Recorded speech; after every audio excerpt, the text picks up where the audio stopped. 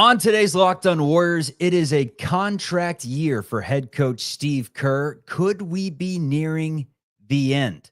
Also, a town hall. Your comments welcome. We're responding to every single one. We got Mike Loganoff on today's show. Let's go. You are Locked On Warriors, your daily Golden State Warriors podcast. What are they going to say now? Part of the Locked On Podcast Network, your team every day.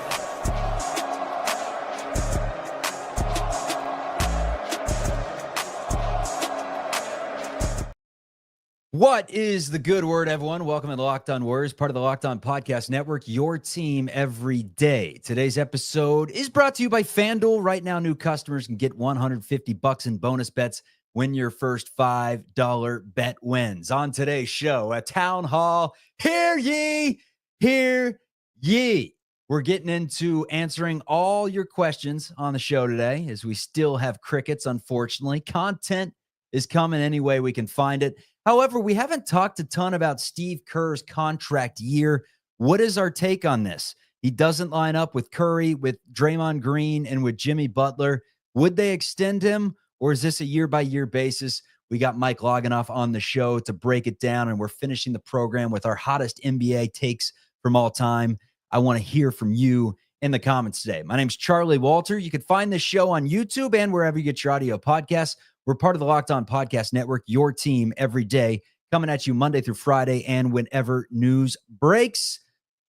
I'm formerly of 95.7 in the Bay Area, covered the team for CBS News Bay Area. Mike Loganoff, meanwhile, he's a hooper, straight up.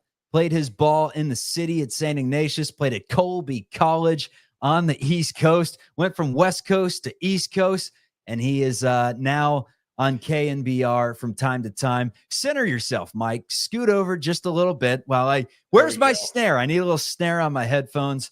And let's start the program with, honestly, the same thing that we've started the program with for about 2 weeks now, and that is crickets. Buddy Hield and Kyle Anderson had been acquired last year, a week prior to this. July 6th was the exact date.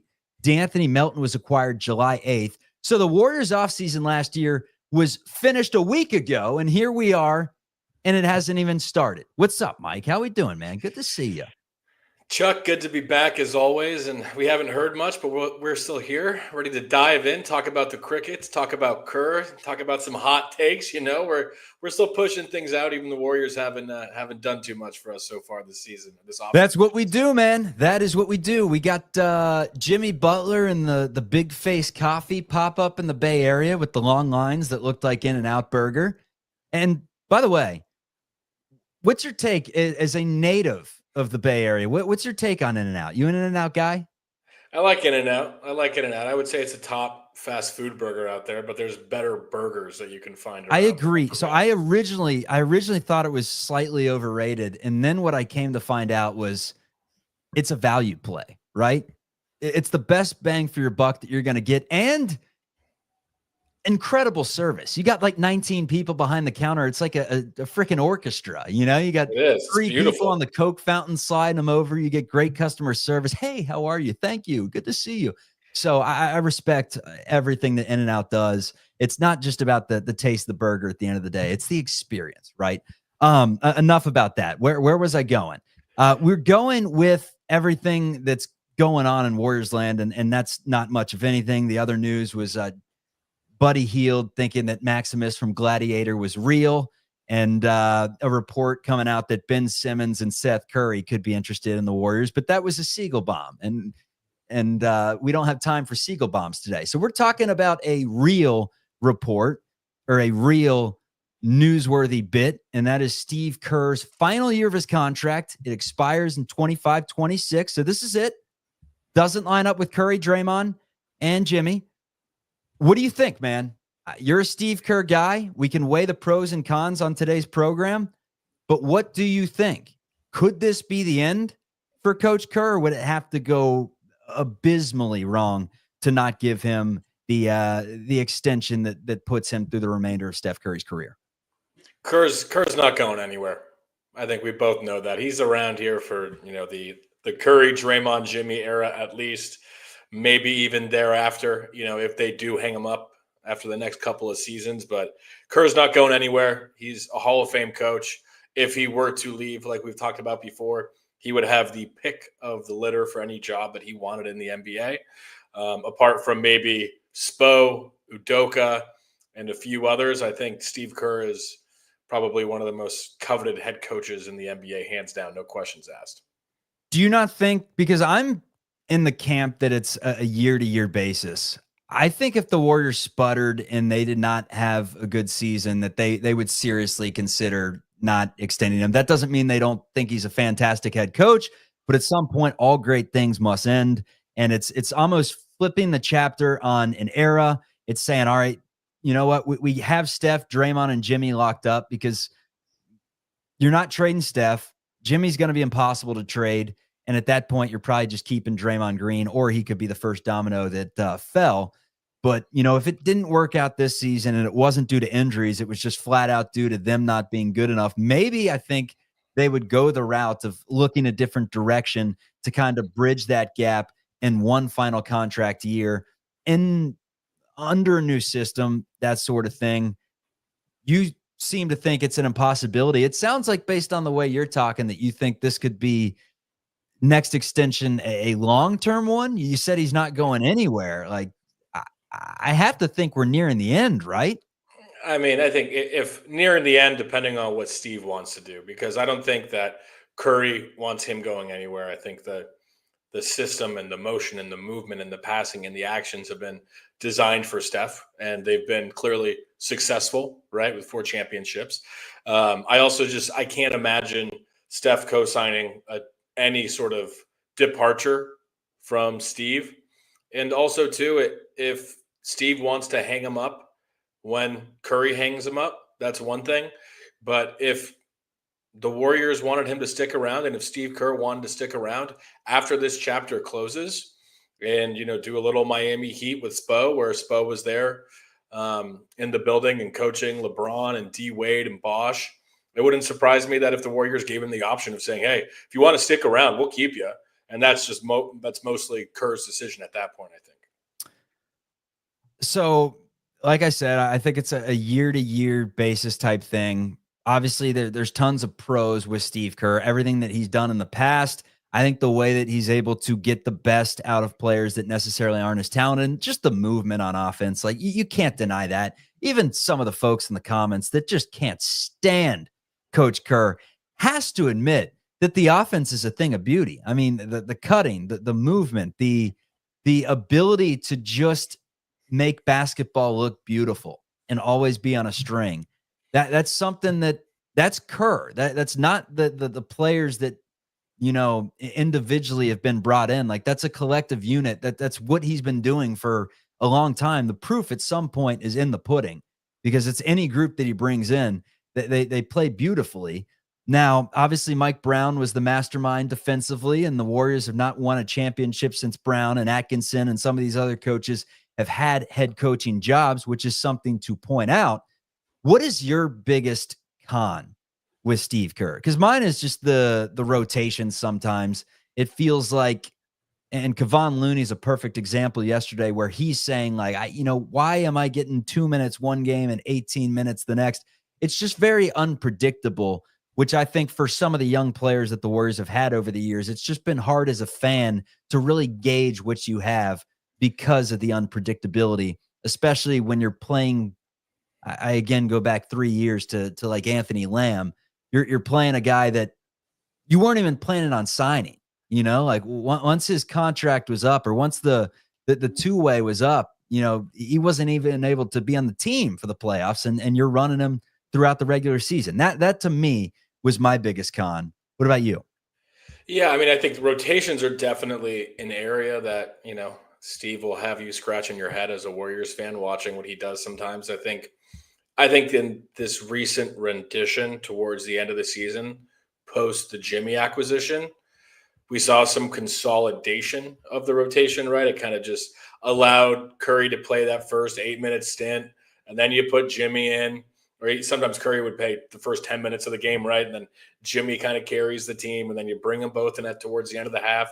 And so that helped, I think, because there was another player out there that could really, take the offensive play creation workload equally, which is why we've been talking about that archetype of someone, of getting someone who else can create their shot, or someone else who can create a shot or create for others. But I think rotations is definitely, the number one aspect. I think as well, and it's going to be kind of a double-edged sword here, because I think one of the beauties of Steve Kerr is the system, is his ability to, by and large, create an offensive system and a scheme that helps players succeed and have kind of outsized returns and outsized performances, going from the likes of Leandro Barbosa to even, you look at Bogut's role in the offense. You can slot in a Zaza Pachulia into the offense and still kind of allow to have these guys come in and play these outsized roles and contribute in ways, even look like a guy who we lost this offseason, right? With Looney. Looney is a unique NBA player. He was Windex basically in multiple playoff runs for us, and a guy who was in and out of the rotation, as you talked about last night on the show, right? And a little bit was part of the reason why he departed. But still, the fact that he was an integral part of the offense from the standpoint of setting screens, slipping screens, being able to put him in positions where he can succeed. And while it hasn't worked out recently with some players like a Wiseman, and, to varying degrees, Kuminga being able to find success in the system, I think that, it's both the pro and a con in that sense of, there's an ability for the system to get outsized returns and outsized production from certain types of players, but thus also can at times, be somewhat rigid in the kind of players that Steve wants to have in his system, right? Because I think both you and I agree, Chuck, that if you go put Kuminga on the Brooklyn Nets, he's probably averaging 24 a game on, north of 50% shooting, right? But in the Warriors system, which is built around one of the best players of all time and will likely go down as the franchise's best player of all time. He's still averaging 15. I mean, yeah, right. The numbers don't look that bad on a stat sheet, man. Just the DNPs do, right? I mean, yeah. But you could talk about rotation in that standpoint, and maybe, finding ways to utilize Kuminga in unique ways would be interesting. But again, the system isn't built for him. It's built for Steph, right? Yep. And that's the way that I think is both the pro and the con of Steve, is the fact that he's got this great system. He's gotten outsized performances from guys, but then at times it can be a little bit restrictive. And that's why I wonder if the end is near, with it being the last year of his contract. I mean, maybe you extend them one more year and you truly let him run through the end of Curry's original contract. But I mean, we don't know what he'd look like. He's never coached a team that doesn't have Steph Curry on it. And the teams that he has coached that have not had Steph Curry on him because he's been hurt, they haven't been good, right? So that's the people with the pitchforks. There's your argument. But we still have Steph Curry, right? Steph Curry. Yeah, but you still have him for a couple more years. So, but again, a couple more years means the end is nearing. Let's get to a little town hall. When we return, we're welcoming all your comments, whether they're hate comments, whether we love the show, whether they're specific questions. We're going to pop up on the screen, the screen. We're going to pop them up on the screen, and we are going to debate these comments. Interactive Locked On Dubs. It's coming up, and then we're finishing the show with hot takes only all around the NBA. Some of our hottest takes that we have from NBA history, or at least our lifetime. That's coming up. All right, let's tell you about our sponsor, Hungryroot. I'm a big fan of Hungryroot because, let's be honest, meal planning and grocery shopping can be overwhelming. We all got busy schedules. If you're a dad, mom, you got picky eaters, you're trying to eat healthy, it's a lot. And that's why I like Hungryroot, because it takes away the stress. They fill your cart for you, give you personalized groceries and meal options based on what you like and what you need. They use their smart cart technology to recommend groceries, recipes, and even supplements tailored to your preferences, whether you're dairy-free, gluten-free, focused on gut health, or just trying to eat better. Hungryroot has got you covered. So what you do is basically you take a quick quiz, and right away, they'll start recommending you meals and snacks that you actually want, like a ribeye stir fry or something along those lines. And then it'll give you the option of, the onions, the bell peppers, the ribeye, and the Worcestershire sauce or whatever that goes in with it. And basically, if you have one of those ingredients at home, you can take one of those ingredients out of your cart. It basically adds up through a point system. You get so many points in a given week, and that's how many meals you can add. So you got, eggs and sausage, just a couple of things in that meal. It may just be a couple of points. You can also do 2 servings, 4 servings, 6 servings, whatever. It is great stuff and helps you with your busy schedule and helps you stay on tact. You can pick meals that take 5 minutes. You can take meals that need 30 minutes to cook. It's whatever fits your schedule. So take advantage of this exclusive offer. For a limited time, my listeners get 40% off your first box, plus a free item in every box for life. Go to hungryroot.com/LockedOnNBA. Use code LockedOnNBA. That is hungryroot.com/LockedOnNBA. Code LockedOnNBA to get 40% off your first box and a free item of your choice for life.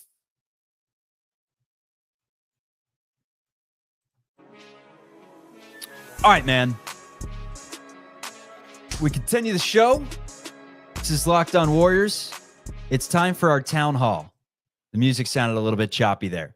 In the comments, we're going to some of the questions. First of all, I gotta recognize our guy, Michael Silberg, who watches every single show. I don't know if there is a human being on planet Earth that has more disdain for the play of Draymond Green than Michael Silberg. I respect how many times he comes in the comments and basically says that Kerr and Draymond protect each other to the exclusion of the rationale decision-making. Shouts Michael on the show today. A lot of people saying, like, Kerr, go, get Kerr out of here. Of course, Pods is Kerr's secret son. Then we have people saying, how would Pods be the problem? He has no control or power over the situation at all. Let's start there with the whole Brandon Pajemski and Steve Kerr dynamic. Is this just an internet thing? Like, when you're down at One Warriors Way, when you're at Chase Center, getting yourself a little crab sandwich, are you hearing some of this Brandon Pajemski slander? Is that just an internet topic? Chuck, I think it's a little bit of both. I would say Pods is a bit of a mixed bag for most Dubs fans out there. I think me personally, I'm a fan of Pods when he's in the right role. Like we talked about last week, if Pods is your starting shooting guard, you're probably not necessarily in a great place in today's NBA. If he's coming off the bench and he's your, 7th, 8th man, and he's the combo guard who can kind of be a little bit of connective tissue, maybe be a little creative off the bench and pesky on defense and hit the deck and rebound. Because there's one thing you can't take away from Pods. It's his ability to rebound. He's got a nose for the ball. He hits the deck. He does those hustle plays, right? But that's the kind of guy you want coming off the bench, being the spark plug for your team. I don't necessarily know if you want that guy starting alongside Steph Curry in the twilight of his career. So you don't overall, you don't like the comment that Steve Kerr said towards the end of last year, where he said, Pods, we need you shooting those next year. We need you letting them rip. You don't like that mentality. If he makes the jump, that's different, right? We're talking about what we've seen so far, and he's towards the end of the playoffs in that Timberwolves series. Granted, Steph was hurt, so now you're asking even more of Pods at the guard spot, and so I think the reality of the situation is that if Pods is knocking down 45% of his threes, then go for it, hook him up. But we have to see a jump that enables that, right? All right, let's get to a 2-part question. Derek says, it seems many, if not most, free agents have no desire to play for Kerr unless they are overpaid. And it kind of ties into what Godzilla, the creator, says, where he says, why do you think no free agents want to come here, and just pass the ball to Curry? The counter argument would be, the Warriors haven't really had the space to bring in big-time free agents in forever, right? And truly forever. I mean, it hasn't been as bleak as this offseason, where we knew that no one that was a big-name free agent wanted to come play for the Warriors because they couldn't. Like, the Warriors couldn't pay them. They would be in jail with or prison, rather, with the second apron. So that's kind of a factor that goes in there. But going back to the first one, that no one wants to play alongside Steph Curry and pass him the basketball. And the argument with Jimmy Butler would be, well, he just wanted to get paid and the Warriors were willing to pay him, so he was willing to swallow his pride and come here. What's your stance on that whole take, I guess? I guess my stance here, Chuck, is never let facts get in the way of a good argument. So if you look year over year, I think the Warriors are the top rated organization by players in the NBA. You have players that talk very, complimentary about the organization. Heck, even Looney in his call it exit interview with Marcus Thompson, there's no love lost whatsoever with the organization, right? Sure, he's a little bit irked that he was in and out of the rotation, which is fair. You're an NBA veteran, you're a champion. Go somewhere else that's going to pay you more than the Warriors can. But there was no disdain towards Coach Kerr. There was no disdain towards the organization. You look at other players around the league, it's a top-rated organization to play for. It's a professional operation. So from that standpoint, I don't think that that's fair necessarily to say that free agents don't want to come here when it's rated as the best organization in the NBA.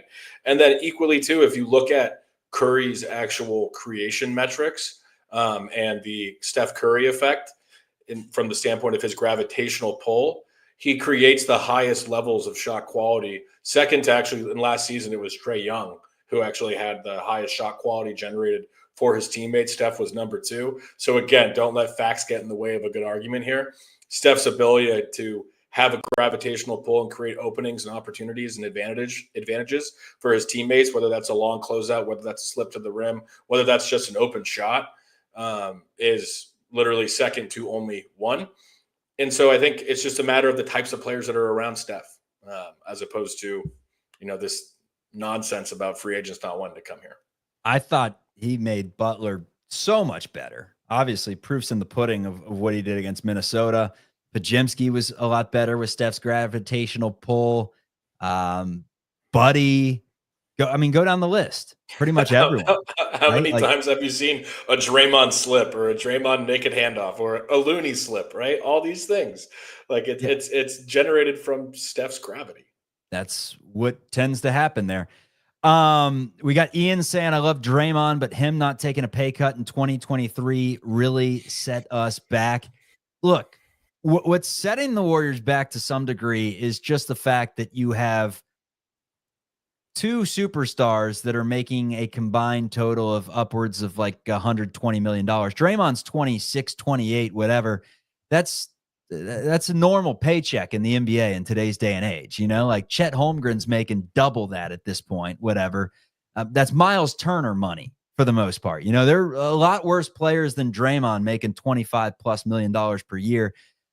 So sure, you can make that argument about the extension, and you could have moved on from Draymond and potentially found a couple of $12 million players to get 2-for-1 special, but you're missing out on Draymond's defensive abilities. And we've seen how good he is with Jimmy Butler on the floor. There's no coincidence that with those two together, the Warriors had the best defense in the NBA. And that's why they're good, right? It's not because there's some offensive juggernaut. It's because their defense is incredible. And late in games when it's tight, they have a dude that's a straight up baby face. Not at this point, I guess, but a straight up assassin. Well, yeah, Chuck, we'll start calling you Nico Walter because defense wins championships around here. But I think Draymond, that's not overpaying, especially, looking at what guys are getting paid now. What did our friend Herb Jones get down in New Orleans, right? Something to the tune of 22, 26 million a year. You're paying Draymond a little bit more than that. Draymond's a first-team all-defensive player, absolutely elite on that end of the floor, knows the system. I think the ability to have him and Jimmy on the floor at one time makes him very much so worth it. Rocky Grew says Mike is a traitor. Mike supporting the Golden State Warriors and their current roster makes him a traitor. Hey, you give your season tickets back, sir. You give them back. Don't show your face there. Traitor. Any news about Seth Curry? We got the Siegel bomb that the Warriors could be interested in him. We'll wait. We'll wait to see. Or KS says, Mike, who is a traitor? Could it be Dunleavy? Maybe it isn't you. And no, he says it's Mike Kerr. So anyways, that is it for the town hall. Hopefully we got to some of your questions. Let's see if we have anything else. We'll go with one more. Few Warriors insiders are not propaganda guys. It seems like the lower tier media people tend to propaganda and the better ones don't. That's my personal opinion. Fair enough. That's the beautiful thing about this world we live in.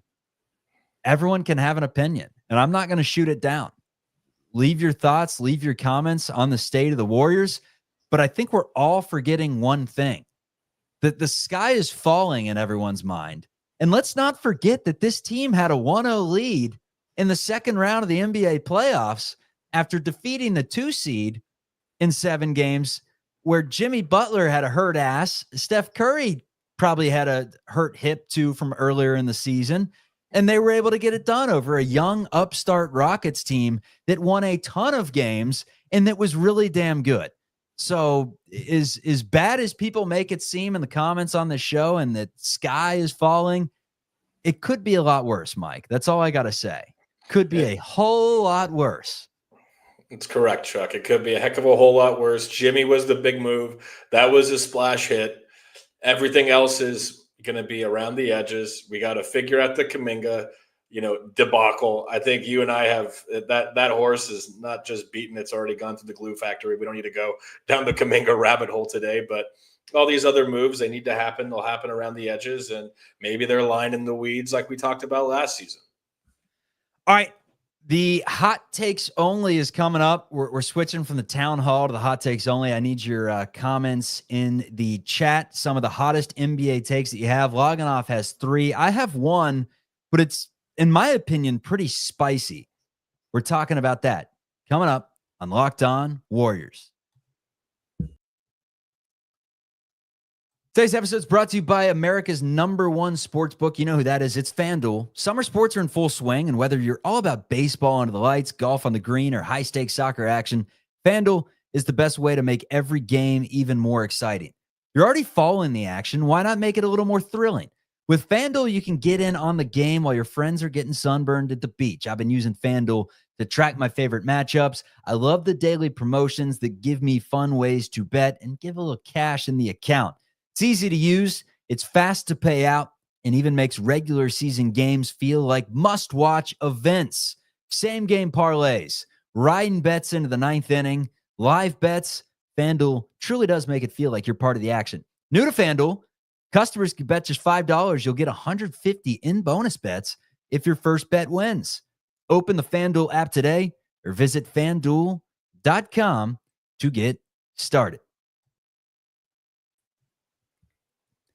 Hottest takes in NBA history, or let's change history with our lifetimes, Mike. And I'm a 92 guy. You seem like you're about 93? 94. 94. We got a young guy. You're aging me, Chuck. Yeah. That's why I get it short on the sides and hides the whites. Oh, Silver Fox. That's what they call me. That's what they call me at the gym these days, Hottest takes of our lifetime, man. You got 3 of them, so give me your first, and I'll rebuttal with one. What's one of the hottest takes you have?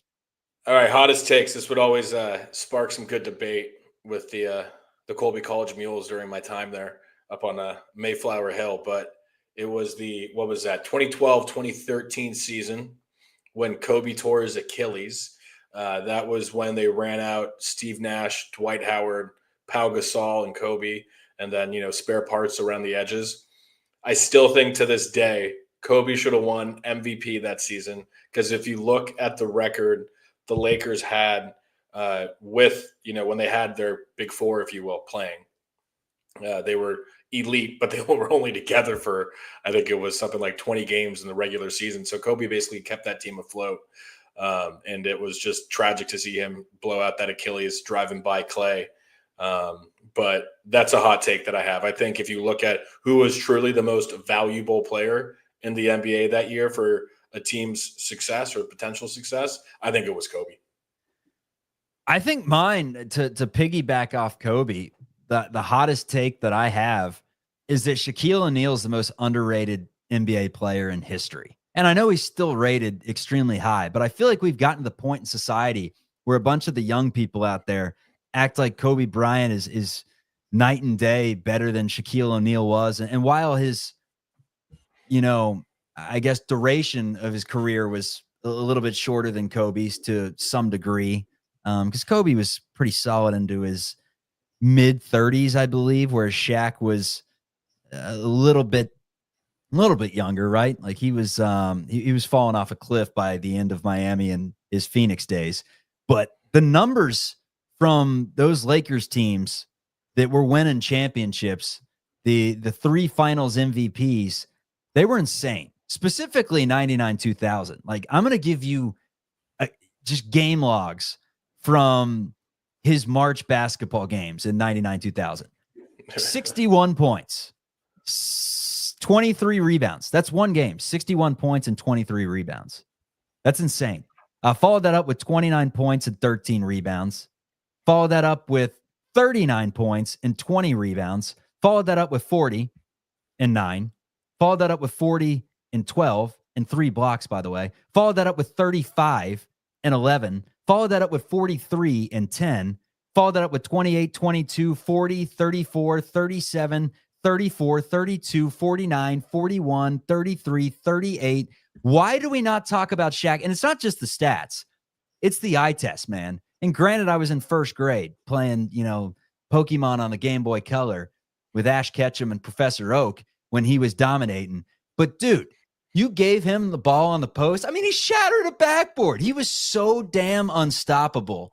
And I've heard people say that Shaq wouldn't have been dominant in this era, in this lack of big man era. And I'm like, you're an idiot. Like, he was the most dominant player of my lifetime in his peak. And I feel like it's not talked about enough nowadays, how damn good he was. He was unstoppable. Shaq was a true force to be reckoned with. I mean, people forget, I feel like he kind of gets bundled up towards the end of his career of how people kind of think about him and, our generation, like the end of the Lakers days, the Miami days, and then, kind of because of the time he spent with the Celtics and then with Phoenix and then with the Cavs. But I don't think people realize that, Shaq, when he came out of LSU and was down in Orlando, was moving like a gazelle. I mean, he was running around like Giannis. He was thin, Yeah. He was lean, he was moving, and then he look put at on that some face, everyone. and Wow. and then he put on Look some at weight that and was face. just- That may be Mike's final sign off. But no, I got what you were saying before you froze on us. I froze up on you. His game completely changed to some degree. He was always pretty nimble for his size, but you're right. When he was early stages Orlando Magic, like, he was a little bit smaller, didn't have nearly as much girth on him. He would run the floor. And once he hit 99-2000, probably 97 really with the Lakers, he put on so much mass to the point where you just give him the ball down there, he'd palm that thing. It looked like a little apple in his hand. Like he was freaking Johnny Appleseed, palming that basketball. He'd take one step, he'd just turn around and poof, just throw it down with one hand. It was incredible. And people acted like the best was the inside hand dunk. Just one dribble into the chest and then just inside hand, just dunk it on someone. It's insane, man. It's insane that people think he wouldn't be dominant. Like, with all due respect, Draymond, incredible defender. Like, I would love to see Draymond go up against Shaq, prime Shaq, and tell me that you're going to stop him on the post. Like, no one is. No one is. Straight up, man. Give me another hot take you got.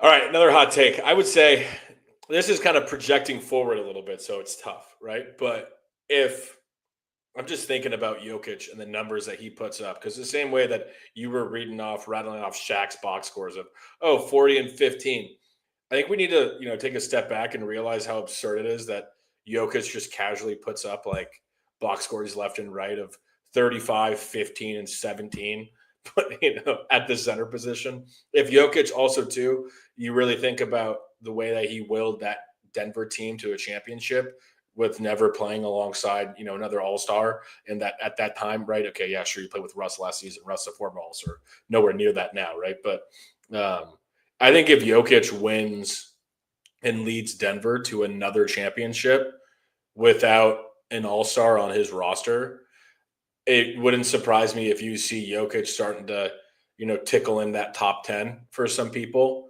and to really start entering a discussion with, okay, how do you put him in this top 5 big men of all time? Because sometimes you might think, oh, that's a shoo-in. But then when you really take a step back and you think about it, the guy we were just talking about, then you think of the Kareems, the Wilts, the Duncans, Hakeem, Russells. right? Yeah, Russell, exactly. Where are you putting Jokic in there, right? So if he's leading Denver again without another all-star, does that kind of put him into that top 5 top 10 potential, top 5 big man of all time, top 10 potential player of all time. When you look at his output, maybe it does. If he has a season where he's averaging a triple-double and leading the team to a championship, where does that put him? I mean, he could have easily won another MVP. I'll tell you that much. I know Shea's the new kid on the block, and the writers loved him, but you could easily make the argument, that Jokic could have won another one this year. And if he wins another one next year, at a certain point, like, don't let facts get in the way of a good argument, man. Like, that's my line. That's my line, Chuck. I can play, man. And he's a silent assassin too. He does it a little differently than Shaq, right? Shaq was loud. He made some loud plays. So anyways, Locked On Warriors. Thank you, Mike. Appreciate the time today. Thank you, Chuck. It's always fun getting together, man. Yep. Thank you, everyone, for joining. And hopefully the next time we talk, we've said this for 2 weeks now, hopefully something has happened for the Golden State Warriors as free agency continues. Bueller. Peace.